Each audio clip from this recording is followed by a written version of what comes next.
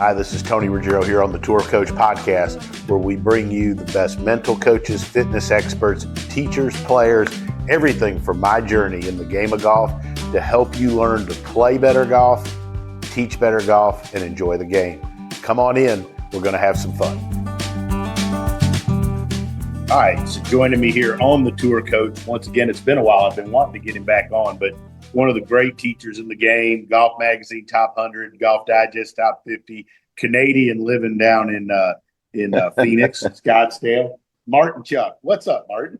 Tony, DewSweeper, good to be with you, brother. It is great to be with you. And for everybody that watching and listening, if you see somebody out there using a training aid, there's a really good chance he's come up with it and he's selling it on his site too. I know I frequent it all the time and use a lot of his stuff. But Martin, thanks for taking the time and sitting down. You know what? I'm sitting in my golf cart in my little golf garage here, about to get back to some student videos, and it's all good, brother. Great to be with you. Never ends, does it? The grind never ends. No. I love it. I love it too. Yeah, I know the feeling. Like sometimes I've had this weekend off and I was like, oh, I'm going to be excited to be off. And then I did a FaceTime lesson, come in, do this. It never ends. But, one of the things I love about you and the stuff I watch is just the commitment and how much you enjoy helping recreational, everyday people that love the game, that really want to get better. And I think that sometimes in our business of teaching, folks get so caught up on trying to help the tour players and those guys and girls and stuff. And it's great that we forget the folks that, that make it possible for me and you to do what we do, which is just the regular old golfers. And thought we'd talk about some of your experiences. You do so many great schools as well as private instruction. Let's talk a little bit about some of the things that you see, because I'm under the belief that there's a lot of things folks could do that would help them get better that aren't necessarily major swing changes or things where it's going to make them play worse, because so many people are scared. They're like, I don't want to do this because it might make me play worse. And I'm like, hell, if we do a good job, you shouldn't leave playing worse. Right. No, 100%. I think, I just got back from a week in Bend, Oregon, and at Tethero Golf Club. And honestly, I was there with my lead assistant, Jim Waldron, who's also a long drive guy, and he can bomb it. And he's a great guy. He's been with me for 13 years. And we actually made a guy turn from right-handed to left-handed this week. No way. Honest to gosh. It's always a meet and greet breakfast, go around the table, where are you from, blah, blah, blah. He was a Pacific Northwest guy, came to the camp. Lovely fella, probably 60. Good shape, strong guy. One of the goofiest swings, Tone, I have ever seen. And he's been playing golf a long time. Literally, and I know every pro out there thinks, man, I could fix him. And you young guys out there, God bless you if you think you can, okay?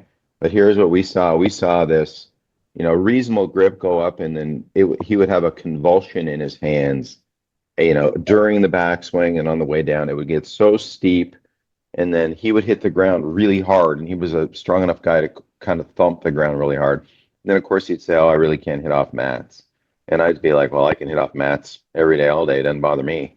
And I can hit off turf, too, and I can hit out whatever you want me to hit off, because I'm not spinning the club in my hands ridiculously. So Jim and I worked on basic drills we do that with most clients. It's like a couple little basic things.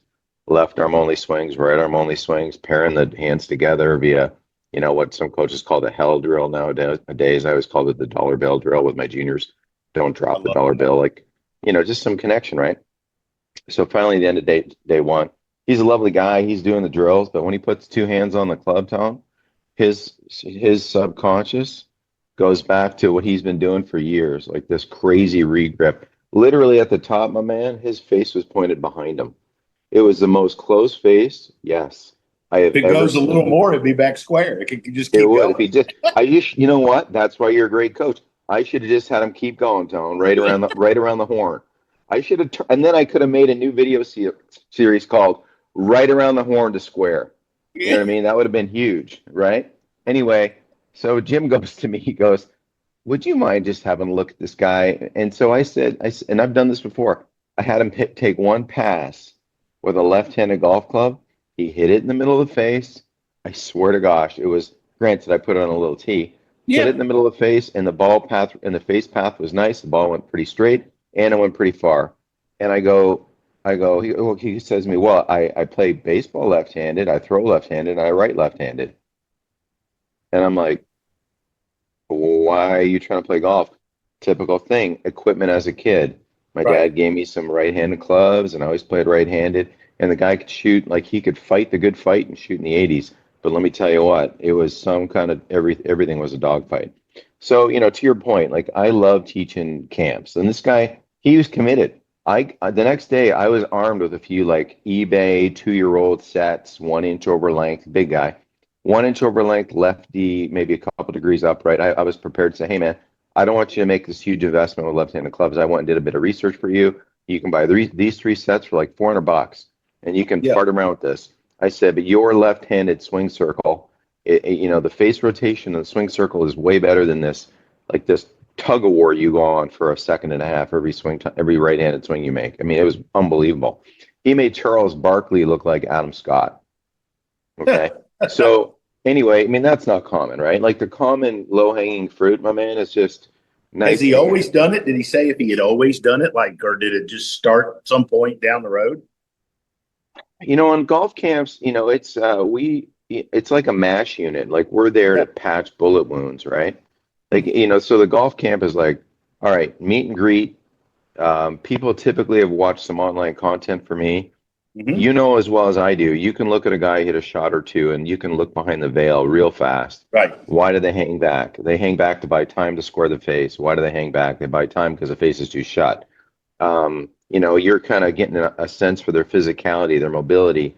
You ask them questions about what sports they might have played to link some language, some words you may use to make an impact on them faster.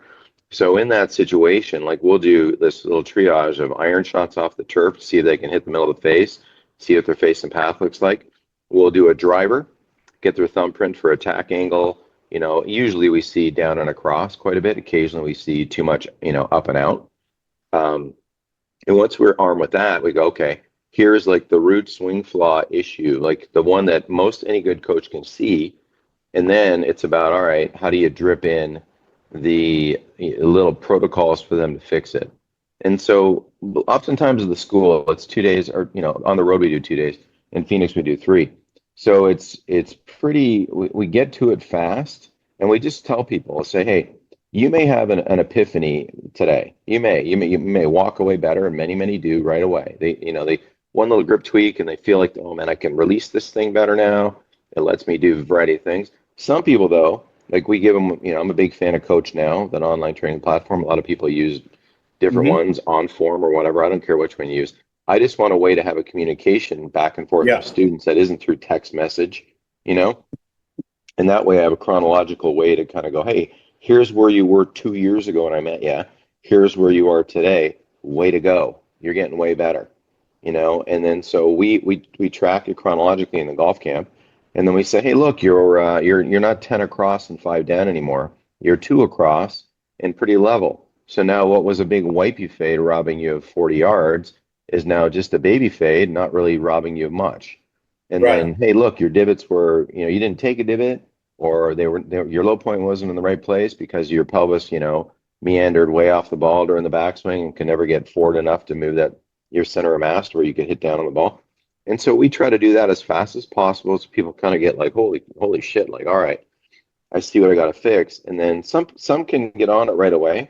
Some need to get away from the crazy stimulus of a golf camp, go home, digest it, watch their videos, and when they leave us, they probably have 20 to 30 short video touches, whether it's from me or one of my guys or a group discussion. You know what I mean?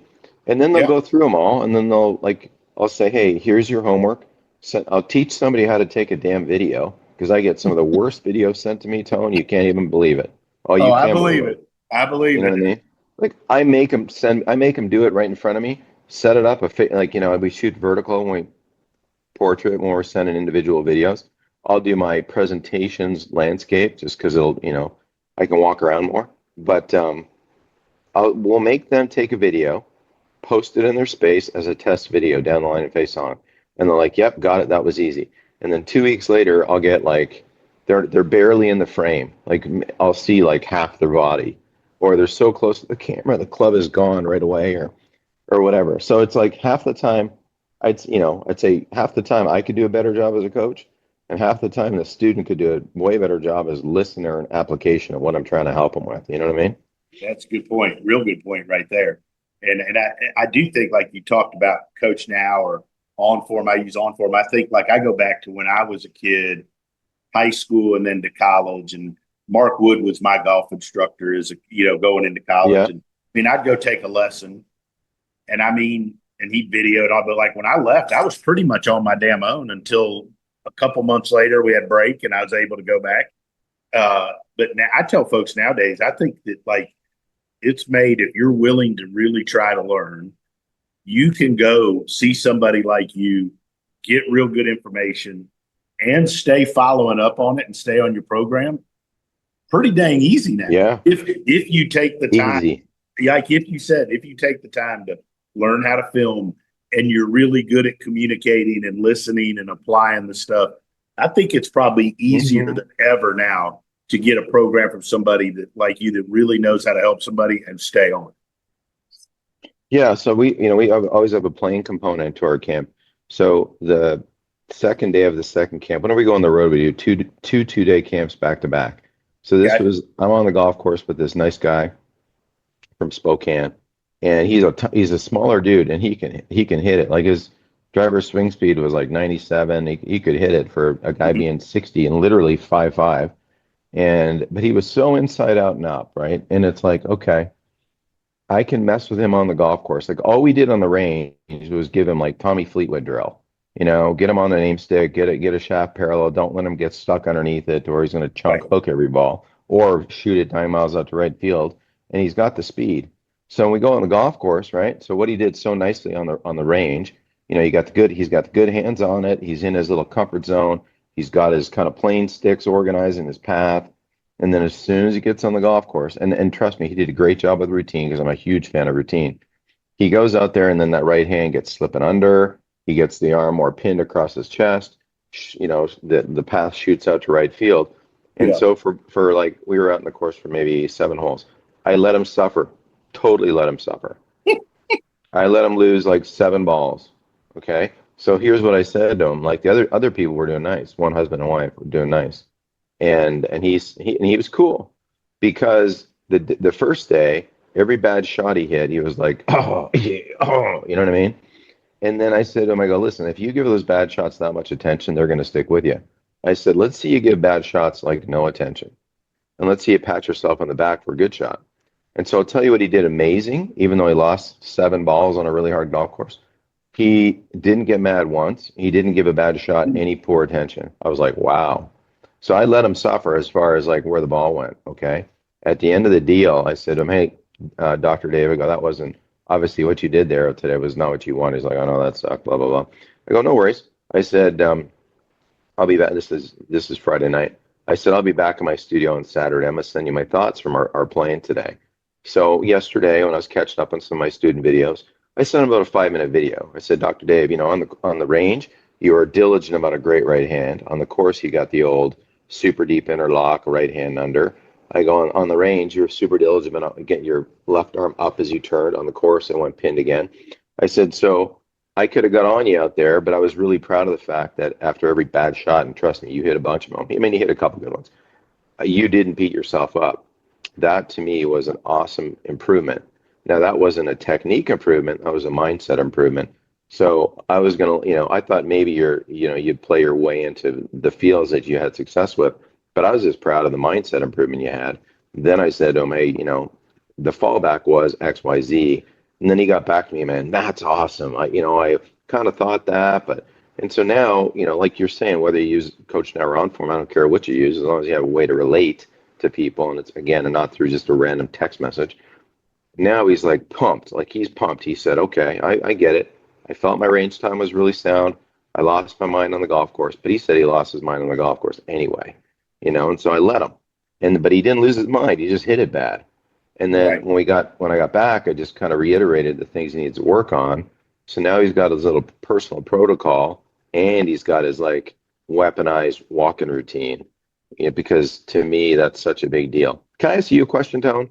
Can I ask Yes. you like a coach to coach? Okay. Patrick Cantlay, you probably met the guy. I've never met him. Have you met him over the years? Maybe once or twice. Very, very. If I was in the same group, right, or Okay. something like. Yeah. And Jamie Mulligan, nothing but respect for that guy. He's Right. developed some Great amazing teacher. players and a lovely guy. What in the heck is up with his routine, dude? Like, what in the heck? How do you stand over a golf ball, varying moments in time at different times of the round? And how is that not for his guy as good as he is? How does he not have more like a common walk-in routine where his brain kind of knows when the ball is going to leave the face versus no TV viewer knows when that guy's going to hit it. You know what I mean? It could be 15 seconds, could be 32 seconds. You know what I'm saying? Like how's that guy that good Well, I and, mean, and it's stands crazy. over it that long? And like I know from I still think of all the things I learned from my mentor, different times being on the tee and little things. I remember one time he talked to me about, you know, you didn't wasn't about grip pressure, you just didn't want tension, right? Like tension in the golf swing. And it was about, like there's no way somebody could stand over the ball for 20 seconds or whatever and there not be some tension creep in, you know. So Yeah, I would agree with you. I think that but I mean, I don't know him, but he's crazy talented and obviously a great player. So that's like almost overcoming a handicap to me if you've uh, got that in there. yeah. I'm amazed. Like I don't. I am absolutely amazed that a dude, and maybe coaches like I'm a freak about routine and teaching people, what their kind of time frame is as they walk into a golf ball. And like we do every routine based on kind of a Tiger Woods thing that Scott Fawcett sent me years ago. Uh-huh. And then it's like once you see how good Tiger was in 2000, Scott's study of him that year just showed like his walking routine was like the exact same the whole year. It was a freak. Now, what preceded the shot wasn't lots of different thought, lots of talk with Stevie Williams, lots of Right. throwing grass up in the air, whatever. But once he made his mind up, man, from the first step he took to the ball being in the air was like clockwork, freaky. Mm-hmm. Okay. So, I try not to I tell students, hey, I'm never mad if I miss a shot. I'm mad if I miss a shot before I hit it. Meaning, obviously, did I make my choice? Did I choose a club? Did I pick a target? Did I have my kind of shot shape and feel in mind? Okay, good. Then I go through my cadence of walking routine, and then the ball's in the air, and then I'm either happy, okay, or it's indifferent, or it's like, oh shit. And if it's the latter, okay, what was it? Did I hit it too far? Did I miss hit it in the face? What created the outcome that was undesirable? And then give it a little bit of like potential uh, what can you fix? But then move on. But the same, I'm just such a big fan of walking routine and the timing of it because I think it like takes people's stress level down. And to your point about tension, Right.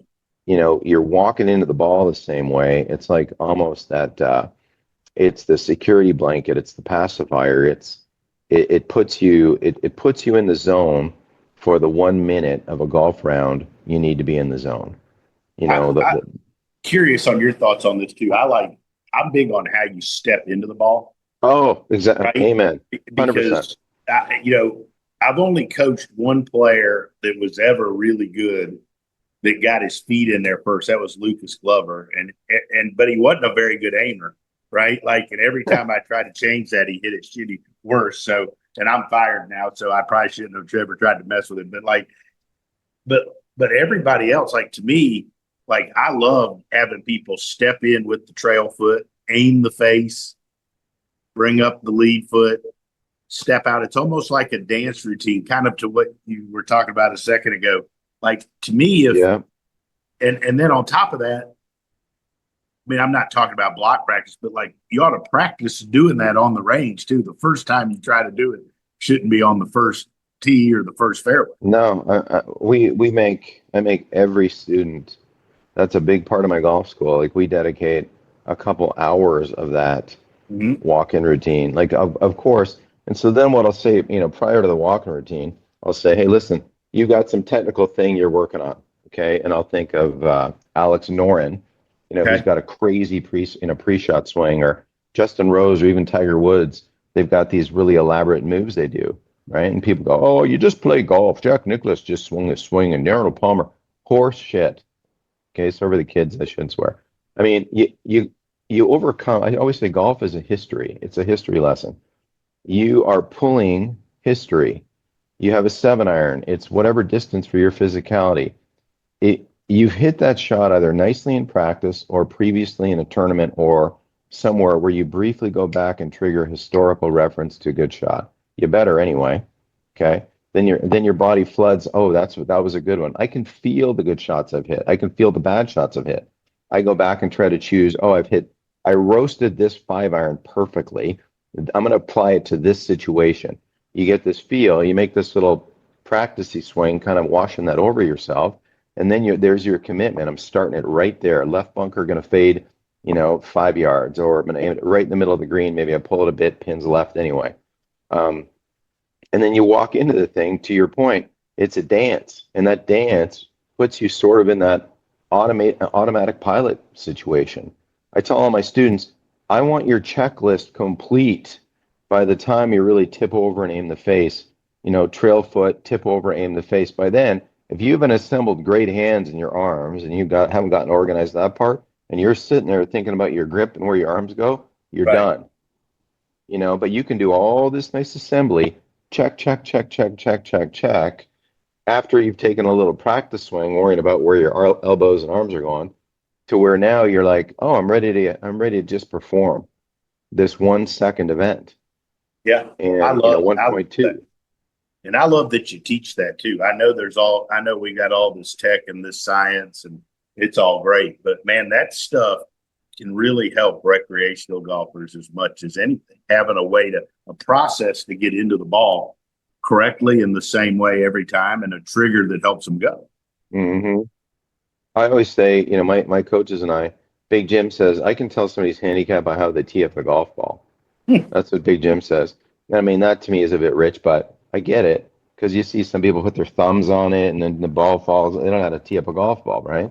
And I Right. go, well, I tell you what, sometimes after lunch, we'll get on our little people mover. We'll drive to the back of the range at the Raven where my studio is and where we do, our 3-day camp all winter. And then I'll say to the people, like, shh, look at that guy right there. And we're looking at a guy, and maybe he's really good, and you can kind of see him. He's got a ball, sets a ball up, and he's got maybe an aim stick pointing at something. He'll walk back. He'll take a little practice swing. Then he'll walk in, to your point, and he's kind of walking in his routine. I go, watch that guy. And I don't know who he is. Some just rando practicing at the Raven, okay? I go, before he even hits it, I can tell you that guy's way going to beat that guy who's like, doesn't know what he's doing standing over a golf ball. You know what I mean? Yeah. It's like, and people look at it and go, you're right. I can tell that guy is more skilled than that guy. Why? He hasn't hit a ball yet, because he's got this sense of rhythm and how he gets to his golf ball. And then rhythm can happen afterward. The other thing too is, like, I think good players have that routine, and they get in there and they take a slower look at the target, and then when they get back to the ball, they go. Yeah. And the recreation, guys that aren't very good, you can tell they're going through what you talked about, like the checklist after they're in with the ball, and they either don't look at the target at all, or their eyes dart real quick back and forth, and they just keep going. It's like, to your point though, like, you and I could be standing on the back of that Raven tee and see those two guys, and we'd know which one's going to be the better player. Right. Except Patrick Cantlay. He can stand there for 30 seconds. Okay, so Anyway, he's yeah. the outlier. He makes us all look dumb. That's what everybody's going to say when you Right, try to. When you talk about switching a guy from right-handed to left-handed, I was going to say, asking for one of your crazier stories of improvement from a golf camp or a golf school. Yeah. So that takes that. But any other, I love the fact you take them on the golf course. I do that in my retreats too. Like, we work in the morning, have lunch, we go out. I try to always bring some of my young players that are trying to, that are earning their way to play for a living, to make them go out there with them. It helps make them a little cash, but I think it's good for folks to see how it's done a little bit.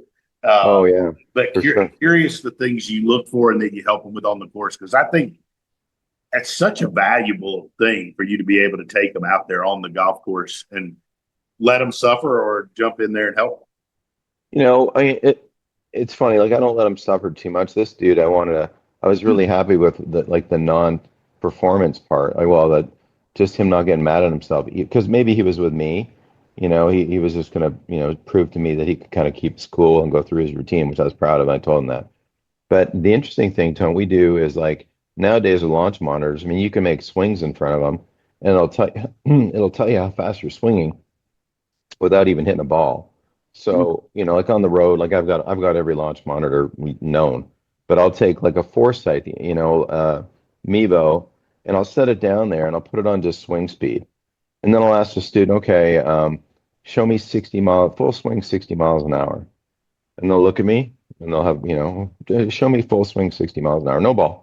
And they have no idea how to accumulate energy at a certain speed. And then if I call in, like we had a guest coach at Tethro, the director of golf there, I said, come on in, good player, Hunter. I go, Hunter, do me a favor. He had a 7-iron and his max probably 90 miles an hour. I go, swing me one 70 miles an hour. And this is right in front of the whole group. 70.0. Okay, first swing I asked him to swing it. I said, give me an 80. And he's like 80.8. Okay, and so he didn't know what I was going to ask him to do. He just was a former college golfer, and then a good playing golf pro director or golf guy, who obviously can vary the speed with which he can move a golf club. Club golfers have very little idea about that unless you show them how to do it. And then the better the player gets, the more dialed they can get it. And then obviously if they have some way to get the delivered loft around the same, now their ball speed's the same, and then all of a sudden they've got control over the ball. And then I say, hey, listen, it's not how far your ball goes, it's where your ball stops, and do you know where it's going to stop? Because I think everybody plays in this like infinity mindset. Like, I've got driver, therefore it's infinity mindset. Ooh, if I hit this one nice, it just might go 480. No, it's not going to go 480. You swing at 85 miles an hour. It's going to go 230 if you nut it perfectly, and it rolls 20 yards. And there's nothing wrong with that. But if you're swinging a club 85 miles an hour, and you know what 85 feels like, and you know what the circle it produces, you can step up to a ball and go, hey, I'm going to reproduce a simple feeling, and then hopefully contact's reasonable, and my outcome's going to be predictable, rather than I'm going to hit this thing, and and they don't really have a sense of the speed and the circle going around them, whether more inclined for a wedge or a little flatter for a driver. But once people have that, like, oh shit, okay, I guess I'm a 90 mile an hour guy, then they'll all say, well, I want to be faster, and I'll say, well, I want to be 20 years younger, and so once they realize, hey, this is my physicality, I can do this nicely, they can start getting better, more predictable ball flight. I love what you were talking about there about the speed. I've had a couple guys that two different ability range. One guy trying to play, another guy just 15 handicapper, but really struggled with wedge play, like controlling distances, really. And all of the things I'd kind of been stopped, talk people like choke down on it, change the size, whatever, didn't work. But they were both younger, different generation where they're, played around with launch monitors a lot. And we got into the speed of them trying to hit speed numbers and control speed rather than worry about the other stuff. And they both had, it was really mind blowing how much better they got after just a little bit of attention on that to hitting those numbers. And then I actually felt good about myself at the end of the lesson. Both those guys left and were kind of like, oh, wow, that's like a new way for me to, especially like the 15 handicapper, like that was like a new way for him to feel like, he even said afterwards, like, man, I could control the golf ball. Like I understood it a little better. And, but so what you were talking about there was interesting to me. Like sometimes we just stumble into ways to help people, not like we started out with the plan of that all the time. No. And it was, I saw this, I don't know, it was a coach, an Asian coach. I couldn't tell you, like maybe Chinese, maybe Japanese. I forget the coach. And he had these girls and they were just basically, he was doing that with them and they were like robots on their club speed. He had the girls, and he was saying, okay, 75, 80, like they were swinging 7 and 8 irons, really high level players, but they could control their club speed rhythmically, like to the mile an hour, dude, to the mile an hour. Okay. And so, from there too, like obviously we're dealing with different intent and all kinds of funny business that people have. So, we're in the intent modification business, because people come to see us, they have their belief. I don't Yeah. care if it's the first, oh, I'm a beginner. No, I know you're not. You're not a beginner. You're no such thing. You've seen a golf ball fly. You have some intent. You're going to imply your intent no matter what I say. So I have to modify your intent no matter what. So you're going to suffer through this because you have to, because it's an intent modification, whether it's, some silly grip thing or like newbies always feel like the face has to go back perfectly square and go through perfectly square, and so it's the first shot they hit is a pattern they're fighting forever, so that's the business we're in. No, you're exactly right. Last question. Training aids out there. What Sure. you've got a bunch of them for the recreational golfer. If a recreational golfer was coming to you and said, "Hey, give me a couple things that might help," where would you start? A 15 handicapper. I know there's a wide range, but I want Yeah. to pick your brain on that. So my things, I've got a few patents, and actually today was a big day for my small business because I don't know if like your viewers don't pay much attention to this probably, but today is like de minimis day, and if anybody knows what that means, basically, th- say you lived in Italy, Tone, okay, and I lived in Scotland, and you're my brother, and I'm going to send you a gift. Well, Okay. there was a thing where I could send you a gift and I didn't have to pay taxes and tariffs on it, and you would get the gift. Hey, that's my birthday. Thanks, bro, for sending it to me. Well, in the U.S. now, that number was pegged at $800, and so anybody could send anything into the United States under $800. Well, that's a lot of stuff nowadays. Think about it. Big screen TVs, Yep. your toaster ovens, you name it. Okay, so every product I've made, and I've been in the business a long time now, 15 years. So 15 years ago, this was the way we did it. Stuff was, I'm sorry, I'm going down a different road here with No, you, no, bud. good. But stuff was shipped into the country. I paid my taxes and tariffs for it. I put it in a warehouse. I shipped it out to the consumer. Well, now what happens is somehow these people figured out like these loopholes. And I say these people, I'm talking from around the country, particularly in China, though. And I got nothing against Chinese people. I love everybody. But the point is, and I don't blame you for if you know how to play by the rules, even if the rules are broken, you play by them. Good for you. You're winning by the rules. Well, basically, what would happen is, they would take a product like mine, say the Smart Ball, so a 15 Huh? handicapper, putting, a patented inflatable ball on a lanyard between their arms and learning how not to have chaotic arms and arms that kind of behave a little bit better, you're going to make better circles. You're going to have way less stuff For going on with your sure. wrist hinges. You're going to make cleaner swings. You're going to get better faster. So today, like they shut off that de minimis thing, meaning they, other countries can't ship stuff into the country free of taxes and tariffs. Now, of course, I don't care what administration you vote for, but my point is finally somebody's doing something to protect small business in the country because they would all go away, buddy. Like, Yep. everybody thinks I fly around on a private jet. I do You really don't? well. No, I don't. I work my ass off, but I'll tell you what, every small business that has any sort of intellectual protocol or patents, it basically it's worthless now because companies overseas go, "Oh, that's a successful product. I will knock that off and I will ship it in the United States because I can." And so people go, "Oh, I just want to save a couple bucks. I'll buy the knockoff from wherever it's being shipped in from." And they do. And so next thing you know, inventors like me who spend the time to create the market, develop the product, make the product, somebody just knocks it off, ships it in the country. So anyway, long way around for me to say, what the hell would I do with a 15 handicapper?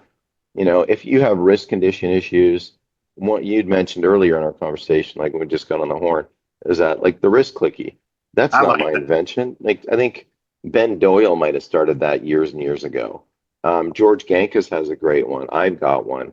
I do have some solid patents though, and it's like if a golfer wants to get better, they can learn how to do 15 minutes of a protocol with a decent training aid, whether it's a wrist clicky thing that teaches you how to grip the club well and wear wrists and how they could behave in a golf swing to be more reliable, or how something could go between your arms to be more reliable, or one of my gizmos, the swing trainer, the rubber bands that's on the belt, how that can make you more confused about where your swing goes, so you actually become aware of where the club's traveling.